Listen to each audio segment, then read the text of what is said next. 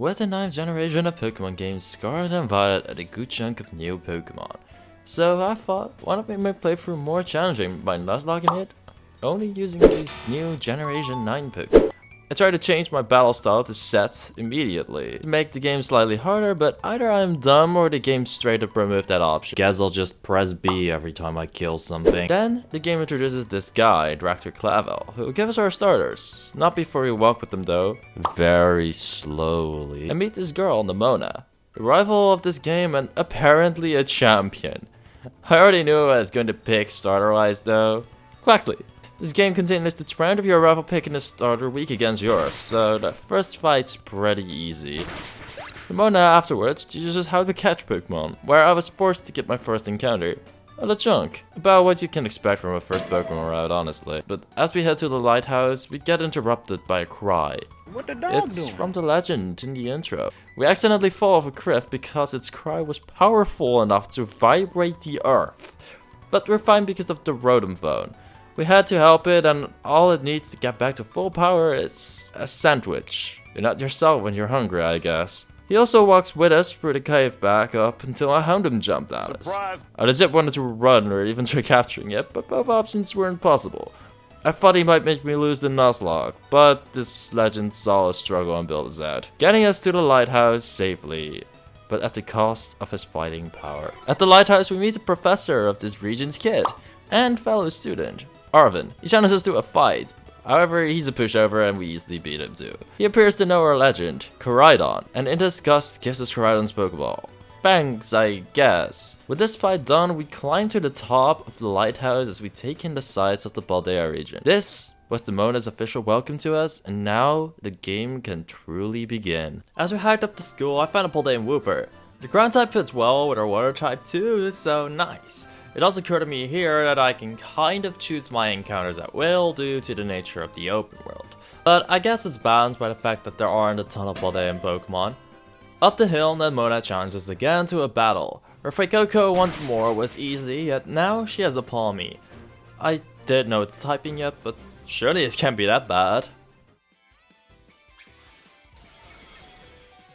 My heart might have skipped a beat here. Didn't expect Terrestrialization to be this early on into the game. Thankfully, my Wooper was this and we finished this fight easily, but not without a small heart attack. As we enter Mesagoza, we fight Team Star, the evil team, I guess? But they're really not all that strong or evil. Nemona does give us a Terror Orb to deal with them, so great. She's encouraging us to traumatize these grunts with beyond overpowered attacks now. These grunts were our only obstacle to finally entering the academy. Here we get the 3 main objectives of the game. Get gym badges and become a champion. Fight Team Star admins, and lastly retrieve the legendary condiment, the Herba Mystica, by fighting Titans. Now we got these 3 main objectives, the world opens up to us quite a bit, which also means more encounters. Directly west of Mesagoza, on top of a large tower, I found myself a Gimmighoul, and east we find a Palmy. I still got a light trauma from this thing. I still explore and fight trainers, but that turned out to be a bit of a mistake. Like this lady asking for help. She's higher level than me. If anything, I needed her help. I got a bit lucky making it out of there alive, so I realized I'm not supposed to go here. I head back to Area 3 to battle some weaker trainers, like this office worker here. Oh god, his level. Oh gosh, the damage. What are his Pokemon even on? It took everything I had to just beat a Jigglypuff.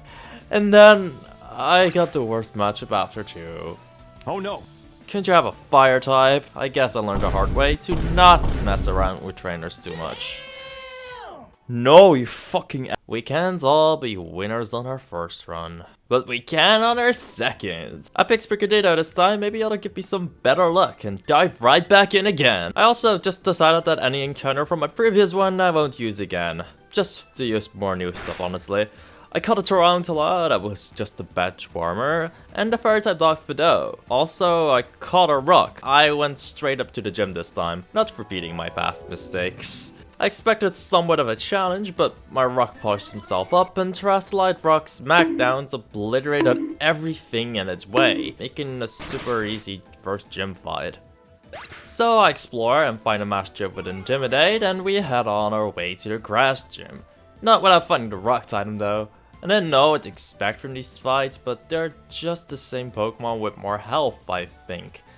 My rock takes its hits really easily and much us back for some nice chip damage, so all I gotta do is chip it down and finish it off with my Floragato. I did not see that coming.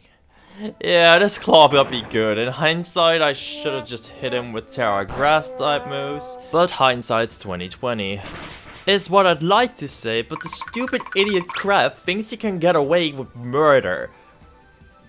But I learned from my past mistakes. I take this thing on again, this time with Arvin, and Terra Grassed him very easily, taking him down. Before the second gym leader, I found a Nimble. Don't ask me about that nickname, I don't know either. And a Cyclizar. Nimble didn't do much this playthrough, but Cyclizar is amazing for this early on. Nice. For the second gym leader, Brassias, I let with Nimble. I taught her the TM for Pounce I got from the previous gym leader. But it turns out Nimble is very nimble, and outspeeds Brassias' Pokemon regardless. Even with Terrestrialization into account, I was sure my Nimble was never going to kill Sudowoodo though, so I switched into Mischief to lower its attack and see what it does. With Mischief, Hemphido don't deal much damage due to Sudowoodo's high defense. It's also used Trailblaze a lot, giving it constant speed boosts. I decided Cyclizar would be my best play after both of them dealt no damage. Thankfully, Breaking Swipe lowers attack. This was really what allowed her to live and slowly chip away at Sudowoodo. Multiple breaking swipes, barely getting me out of that fight with no deaths. Flying type Titan really wasn't all that. Due to the combination of breaking swipe and intimidate, I got pretty solid tools dealing with physical attackers. Preparing for the next fights, I caught Flamigo and Finizen. Flamigo proved useful for the Tark Team Star admin, OHKOing Pawniard and dealing massive damage to the Star Mobile with low kick. The Fire Star admin Mela proved more difficult. She leads with Drought Torkoal, which is honestly quite mean. Boosting her fire moves isn't doing my Cyclizar any favor. I Terra my Cyclizar, but even then it takes a long time for her to beat the Torkoal. So long in fact that when I beat her Torkoal, her Revavrim didn't even have stun anymore. Sadly though, that was at the cost of my own Cyclizar's health. I switched out my damaged Cyclizar and took an overeat with Finizen, yet that did a ton of damage. Even with me holding Eviolite, while I dealt very little in return with Dive, I ended up having to use every Pokemon I had to whittle this thing's giant health bar down very quickly. It didn't help how we got a burn on my Fidough though. Speed boost wasn't helping me either, as I couldn't outspeed with anything anymore. I was forced to always tank a hit before attacking. Thankfully, Finizen does have Aqua Jet, a move for priority, so I could deal the finishing blow just in time. Yet its base power isn't that high. If this doesn't kill, I'll likely have to restart, because all my Pokemon are at very low health. That was a close one. I decided to head to the Electric Gym, but not before picking up some new Pokemon. At East Paldean Sea, I found a Waltroll with Full Absorb, potentially useful for pivoting during the next fight. Close to where I fought Waltroll, I also fought an Office Worker that was 8 levels ahead of my encounter just now. Literally, why? I saw my past life flashing before my eyes. Office Workers are truly out to get me, but I hadn't lost hope. I sent out Mischief for the Intimidate, hoping it'll make me take hits better, but he's got Focus Energy and Slash for incredibly likely crits. Thankfully his attack is low now. I switched out twice. Surprise, motherfucker! What? Yeah, with higher speed and attack, now I kind of gave up hope. Yet there's a slight sliver of hope through it all. I gave Mischief Quick Claw.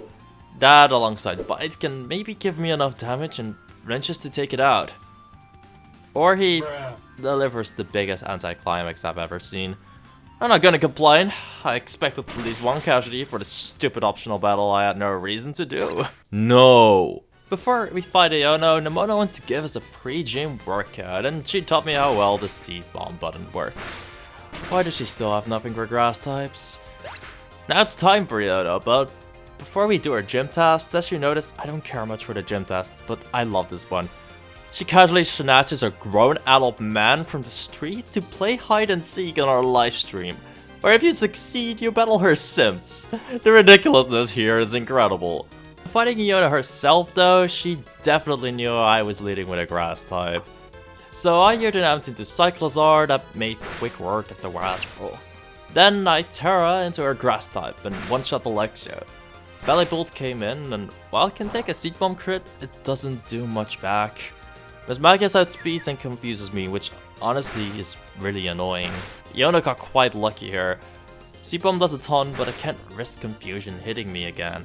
So I switch out into Cyclozar, who cleans up, finishing off the third gym quite easily. Next up I go to the desert, where I find a Flittle. I also saw another Titan, so I decided to take it on. As it's a Dawnfam form, I figured it would be a physical attacker, so I led with Mischief. But even with Intimidate, this thing's Brick Break dealt massive damage to my already physically defensive Darkspawn. To me, it was clear Great Tusk was ridiculously strong, so I wanted to Intimidate again. However, I used Brick Break once more, killing off my Mischief. I had a Violite, so I honestly thought I could live, even if this were to happen. After losing Mischief, I just pressed as much Terra Wing attack with Flamigo as I could. I don't have many things capable of taking many hits. My Darkspawn could take one hit and play her off in my Kilowatt roll too, but it's Rapid Spin, so I can't even outspeed and kill. The only Pokemon I have left which deals good damage to Great Tusk is my Floragato, but it can take 2 Brick Breaks, so I was forced to make a sacrifice. I chose Flamigo, as I just see it as the inferior flying type Pokemon in comparison to Kilowatt roll. Having 2 deaths, I could finally kill Great Tusks, but gee, I don't think I was supposed to fight that guy. Which is weird because the Flapple I caught was level 21. Regardless, he slaughtered my team, so I'll leave him alone for a little while and rebuild.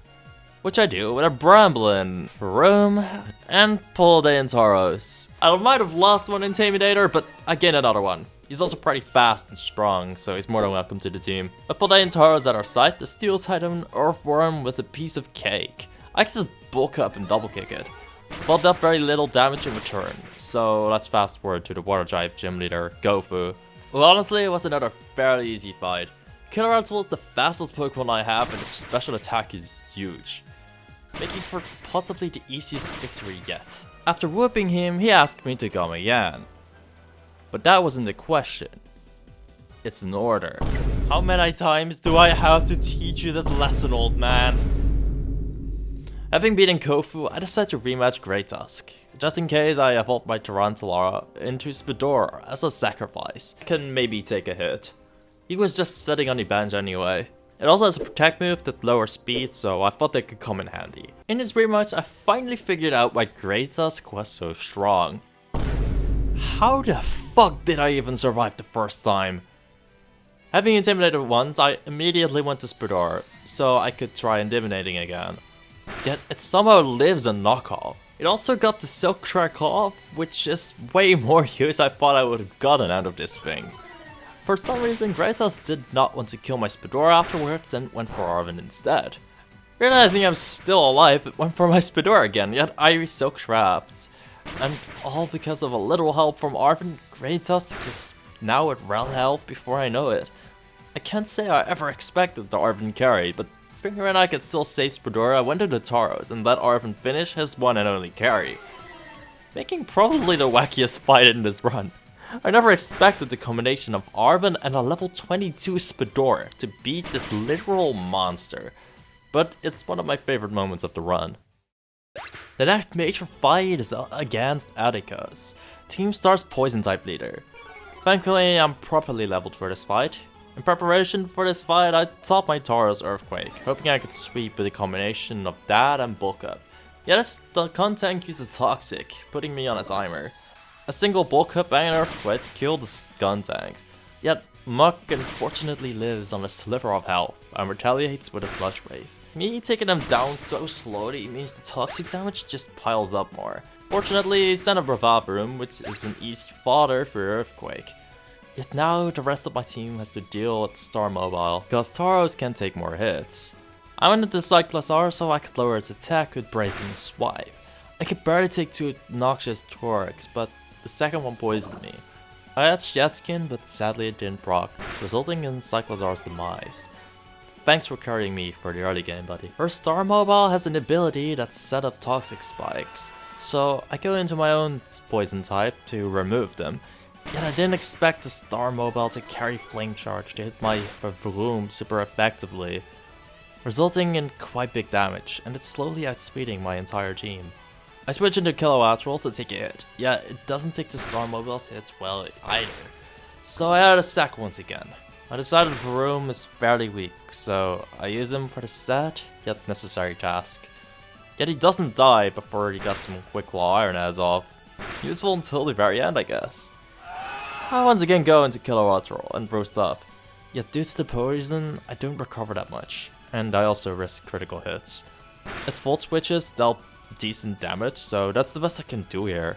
I repeat this Volt Switch and roast process for a long while, even proccing my Ficky Berry, until the Star Mobile is at red health. I only have one win condition here, but it is at risk at some critical hits, and that is to use my Tauros or Florigetto for a final hit.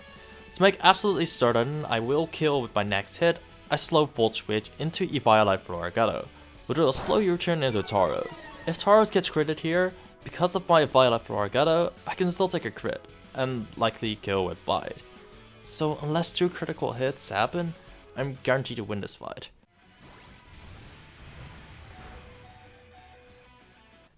What a fight. Team Star has really given me some issues. While rebuilding my team once again, I cut a Shroodle, Tapple, and Sharkday. And this is what our team before the gym looks like. Larry leads Kamala, but my Tauros could bulk up and intimidate as a lead. So the Kamala was basically free setup fodder. He yawned, but as he's not dealing big damage, I don't care about being asleep for a few turns. But with Kamala and the Dunsparks got outsped and killed by Raging Bulls. He does have a Staraptor, but like an idiot he terrestrialized into a normal type, so he got killed too. Easy fight. Namona clearly didn't watch my gym battle, because she suffered the same fate as Larry, leading off with setup fodder and ultimately losing the whole battle because of it. At the path near Glaciato Mountain, I caught a Tinkaton, and in the mountain itself I get the cute little baby dragon Frigibax. While taking a detour to explore more areas, I found a Bombardier too at West Paldean Sea. The closest gym to Larry was Grusha, so I decided to take him on. There weren't any gym trainers or wild Pokemon close to his gym, but I figured I'd be fine. Oh shit. Here we go again. I couldn't be more wrong. Grusha's apparently supposed to be the last gym leader you do, but I didn't find that out until I beat the entire game. My bad. I taught my armor is Flame Charge and Calm Mind, so I could boost my speed and special attack for sweep. Yet Grusha goes for Tailwind on turn 1, rendering that strategy useless. Frostmoth's Bug Buzz also dealt much more damage than I thought, so I couldn't set up Calm Minds either. My freshly caught Tinkaton is a great switch into Bug Buzz, yet the Blizzard he somehow lands dealt a ton. When he sent in Beartic, I knew I couldn't take a hit anymore, making this scenario quite awkward. My Ice Resists are both damaged, and as I don't know his team, I didn't know how to play. I decided as my Darkspawn is physically bulky I could take a hit from Beartic, but I just barely managed to do that. This made me go into Tauros for the intimidated attack drop, yet Beartic is so strong I don't feel very comfortable yet. I want another Intimidate drop, but preferably without damaging Tauros, as it's my main win condition now.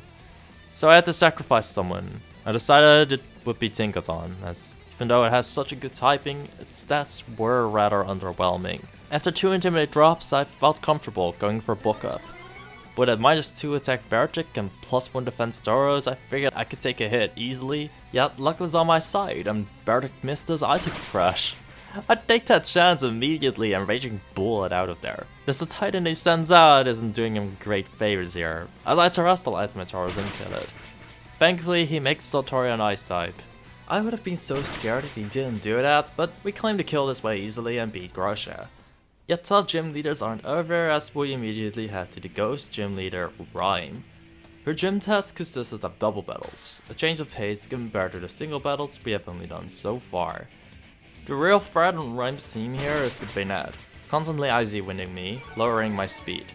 I also played around it really poorly because I just never hit it. So if you're screaming at how bad I'm gonna play here, don't worry, me too. For some reason my stupid ass targeted the Mimikyu instead, even though it hardly does any damage. I'm such an idiot. It does die fairly easily, however. Her Houndstone comes in, so I swap out into Bombardier. However, I didn't think I'd play her off, so I instantly died. She didn't live long. Thankfully, 2 bites from Dachsman are enough to take it out. But now she unleashes her ace, Toxtricity. I'm not too scared of Meowscarada's life, because I gave him an Assault Vest. I'm also sure she'll terrestrialize her Toxtricity into a Ghost type, so I'll kill it easily with Night Slash. But my killer outro is so fast I thought I could roost and just live a hit from Toxtricity, regardless of the Icy Wind speed drop. Hi, Zeta from the future here. Apparently I baton pass off my speed drops into Kilowattrol. I'm such an idiot. This death really sucked for me, mainly because it was my only Pokemon recovery and the Volt Switch momentum was super useful. Meowscarada does get revenge by killing the Toxtricity in one hit, and the Bayonet couldn't do much to it either. Yes, regardless of being overleveled here, I still struggled more with this gym than when I was underleveled against Grusha. That's what playing bad can do to you. After this fight, I did find a store that sold competitive items, including sweet leftovers, which gained HP every turn. I also bought the light clay just in case I want to use light screen and reflect later. I got the TM for Bev right now.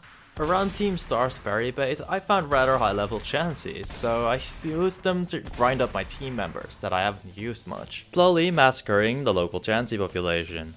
However, I didn't put my party members out of the party, so I ended up a little overleveled for the next gym fight.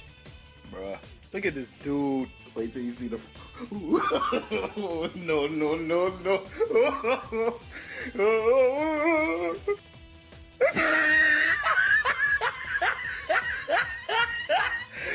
Look at the top of his head. So after the easiest sweep of my life, we finally received all 8 gym badges, yet we still have some titans and star bosses to beat, so our quests aren't finished yet. Our next stop is the Team Star Fairy Leader Ortega. The Scovenon I caught right next to the Psychic Gym Leader town proved very useful here. With its Seed Bomb, it had a pretty good matchup against the Azumarill, but it does decide to bounce. Thankfully, my Dachsman has a Rocky Helmet to make it damage itself and outspeed and kill Body Slam after. Her Wigglytuff's poor offensive stats make it set up fodder for Armor Rouge, so I set up some commands and easily clean for the rest of his team. Arriving at Casa Royale, I caught a Tatsugiri, and went on to challenge the last Titan, and the easiest time I've had with one too. A couple flower gifts were all it took during the first phase and second phase against Dondozo. Yet for the final Titan there's a third phase, which didn't start off well. Bruh. I did get better luck after though, landing a Zap Cannon, paralyzing the Tatsugiri Titan. If I didn't hit that, things honestly could have gone close. Instead I switched it to Dachsman, hit player off and comfortably beat the final Titan. Now we got all Herba Mystica and make Arvin the sick dog all better. All there is left is Team Star, or... oh, the professor wants us to go to the Lighthouse Lab.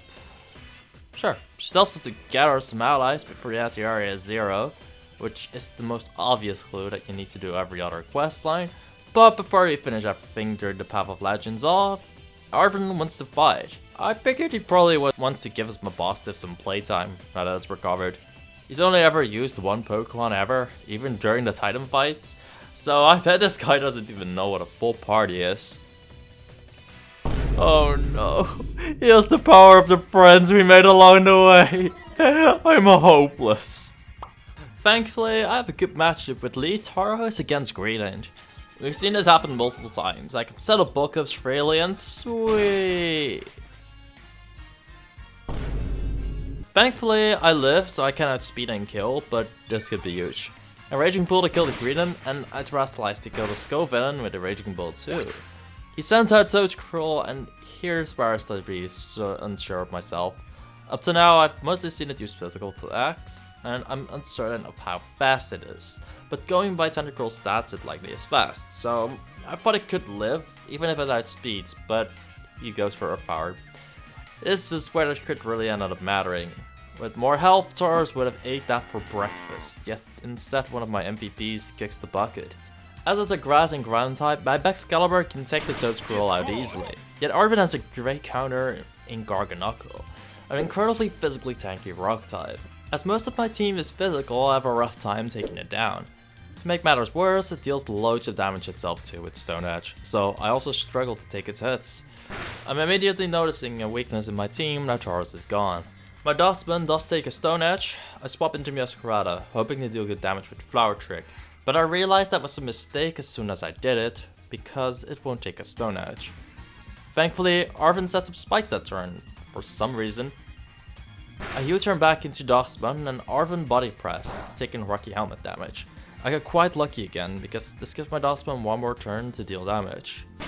I sacrifice it, but it won't be in vain, as Masquerada can clean up the Garganacl. The Cloister reveals right after is another unfortunate matchup for me.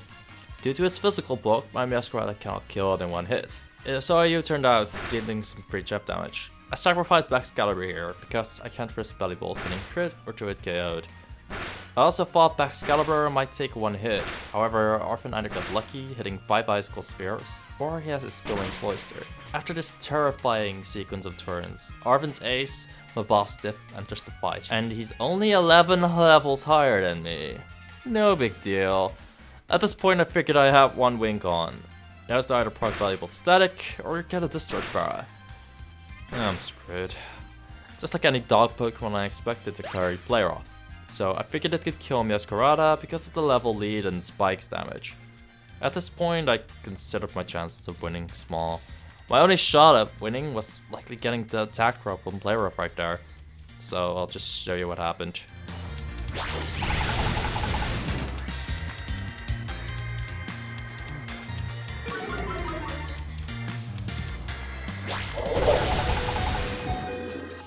Even during post-commentary, I'm still in disbelief that happened. I could not have possibly gotten better luck at the nick of time than right there. I immediately pressed U-turn to finish my boss div off, guaranteeing my kill. Which is when I realized I probably could have just U-turned to draw Armor Rouge, then switch back into Masquerada to kill a player up right after. If I just played well, there was no need to rely on a 10% chance to drop attack, but I'll just stick my slightly undeserved victory and leave. There's only one story path that needs finishing before we deal with the Elite Four and become champion, and that is Team Star.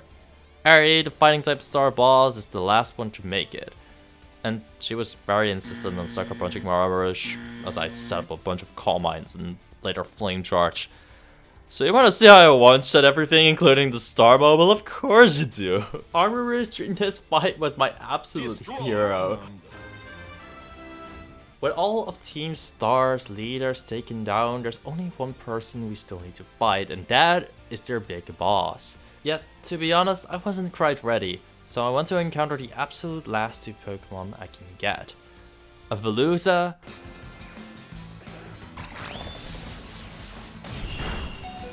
never mind. And Toadscroll, but he doesn't really help my team well type-wise. So I decided to train every cop Pokemon to around level 60-ish, in search of some hidden potential lying deep within. And thankfully I found it! Remember Spidor? That guy I was about to sacrifice to the big bad Great Tusk? Well, apparently he learned Sticky Webs. An amazing move capable of lowering the speed of all Pokemon that enter the field. Clive is my first victim. I mean Director Clavell, what a shocker. And he claims to be the leader of Team Star, so that's why we gotta fight him. I lead off with my Spidor against his Oranguru. A good lead matchup, as I can set up my Sticky Web while only taking minor damage from Foul Play. I Silk Trap to get leftovers recovery, but his Oranguru yawned, which my ability Insomnia negates. Sadly, his Oranguru is capable of setting on Reflect. I don't want to deal less damage with my physical moves, and because of Spidor's bulk, I don't have to. He's also not strong at all, so I can safely Skitter Smack against the Oranguru, stalling out some Reflect turns. Just for fun, I Circle Throw, forcing him to swap Pokemon, seeing if I can get lucky with the Pokemon he'll send out. I tried to Silk Trap again, scouting what Abomasnow would do, but I didn't expect a Roarville in all honesty. This is miles worse than the Reflect that I was just up against. My Armor thankfully is a good switch in for Abomasnow. I set up Calm Mind. I figured the worst case scenario was that Abomasnow had Earthquake to hit me with. He would hammers though, and I took that easily. A certain spectator found that very exciting though, and had to see up close, I guess? Regardless, I Calm Minded again, as I could take even a critical hit, and hoped I could sweep from there after a Flame Charge. Just in case he has a Flying Pokémon, you know? I was so smart for that. As I'm at +2 and Gyarados is quite bulky, I doubted if I could kill here. Thankfully I carried Side Shock, which targets physical defense, just barely killing the Gyarados. The rest of Clavell's Pokemon went down quite easily. Orangor is damaged, Poltegeist is now bulky, and Amogus gets hit super effectively, so it's all down to his ace, Skeledirge. Admittedly, I looked up its stats seeing if I could kill, and I don't think I could. It's incredibly bulky, so as I don't want to risk a critical here, I switch to King Gambit, predicting a ghost move. Then I go into Tatsugiri, predicting a fire move. Clavell, that wasn't dangerous, it's 4 times resistant. And from there, 2 serves will carry me to victory. Upon beating him, Clavell reveals he wasn't Cassiopeia, but he wanted to take us on, testing if we're ready. To be completely honest, I made this team in preparation from all Evolution team. You know, no particular reason, so I was more than ready for Cassiopeia. Upon heading to the schoolyard, we find out Penny is actually Cassiopeia, the leader of Team Star. This bride has the worst plot points in the game, I swear. And she leads off with her Umbreon. It seems my hunch of what her team would be like was right. I couldn't get a better lead matchup if I tried. Her only good attacking move is Dark Pulse. Skitter Smack guarantees special attack drops upon hit, and Umbreon is tanky enough to take a lot of hits. By Skitter Smacking this Umbreon a couple times, I made it the easiest setup fodder ever. Now I swapped the Tatsugiri and pressed Nasty Plot 3 times, effectively quadrupling my special attack. With such sky-high special attack, Penny's fate was basically sealed. All of her evolutions got one-shotted, and this resulted in an easy fight. With that, we only have the Elite Four and Champion left. My main strategies for them are to use Sticky Web with Spador, Cheese. and I gave in a Spadra, Flittle's Evolution, Light Screen, Reflect, and Light Clay for long-lasting screens. We start the Elite Four challenge by battling Rika, and our levels were on the lower side. I'm sorry for expecting that the Elite Four would have higher levels than some girl that just really likes evolutions. As for the fight with her, let's just say that she got bodied. Poppy is the second of the Elite Four, and she was absolutely nothing to the combination of screens and my Armor Rouge. Larry is also an Elite Four member, but he's still nothing to the combination of Light Screen, Calm Mind, and Armor Rouge. Hassel's entire team ended up being grounded, so Sticky Web was free. Alongside that, he just didn't have a very good Pokemon to tank hits from my Armor Rouge and my Meowscarada that had Play Rough. So then you might think that a champion could be really difficult, but I just want to use this opportunity to vent about how awful Gita's team is. Her entire team is just ridiculously slow, and honestly not even all that bulky, nor terribly strong, so the combination of my Meowscarada and Armor Rouge literally killed everything. Somewhat thankfully, this isn't the final fight of the game though. It's actually against Nimona, the real champion of this game. Just like any battle, she leads with Lycanroc. I bet she's really happy my Taurus died at this point. I lead with Meowscarada, knowing I'm faster than Lycanroc and kill it easily with Flower Trick. Next up is Palmo. I U-turn into Spador, knowing I can take a fighting move. But the double shock Palmo used was actually incredibly strong. It doesn't help that I misclicked after this by pressing Skitter Smack instead of Sticky Web. As it's the final fight, I just ended up sacking Spador here, maybe hoping I could set up Sticky Webs, but he died. I was a little sad here though, cause gosh, I wanted this guy to die, but he ended up being pretty useful at the end. I get a free switch into my Espatra though, and I can reflect and kill the Pokémon with Lumina Crash. Following afterwards is her now the Dunsparce that sets up Coil. Seriously, these endgame fights are surprisingly easy. A couple of lava flumes are enough to put it into red health, and then I kill it with Flame Charge for a nice speed boost. Clearly Nomota does not understand how type advantages work, cause he used this stupid worm after this. A lava plume one-hit kills it easily, and then she uses Gudra. You're supposed to be the best trainer in the region, but you made such stupid plays like that. The Gudra dies to 2 Side Shocks, however its Muddy Water dealt some relatively big damage. Bruh. Now is when you use the Turco Quavel. Seriously, that would have been better 4 turns ago. I chip it off with the last bits of life from my Armorish. As this is the last fight, I don't care too much about sacrificing it here. So all I can do is send up my starter, Pokemon that's been with me from the beginning. And now I'll end it with one final move. Now I officially became the strongest trainer in the Paldea region and finished every quest line. I know Area 0 is a thing, but I consider the run at an end here. Let me know if you think Nuzlocke should go until here or until you're done at Area 0. While you're at it, please leave a like and subscribe. It will motivate me to make more content like this. It has been one of the most fun videos I've ever made, but it's also a lot of work. I plan to stream more of these challenge runs on YouTube and make videos just like this. So I promise you it'll be worth your while. With that said, I've been Zeden, and I always will be. Goodbye.